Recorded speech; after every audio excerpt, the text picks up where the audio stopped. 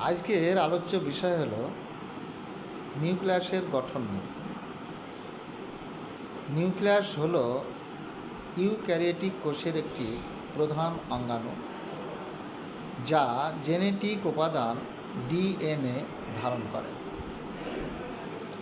এটি একটি দ্বি-ঝিল্লিযুক্ত গঠন, যা নিউক্লিয়ার এনভেলপ দ্বারা আবৃত থাকে। নিউক্লিয়াসের প্রধান যে অংশগুলো, যেমন নিউক্লিয়ার এনভেলপ,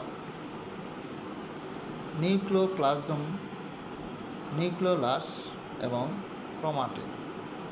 ধন্যবাদ। আজকের আলোচ্য বিষয় হলো নিউক্লিয়াসের গঠন নিয়ে। নিউক্লিয়াস হলো ইউক্যারিওটিক কোষের একটি প্রধান অঙ্গাণু, যা জেনেটিক উপাদান ডিএনএ ধারণ করে। এটি একটি দ্বি-ঝিল্লিযুক্ত গঠন, যা নিউক্লিয়ার এনভেলপ দ্বারা আবৃত থাকে। নিউক্লিয়াসের প্রধান যে অংশগুলো, যেমন নিউক্লিয়ার এনভেলপ,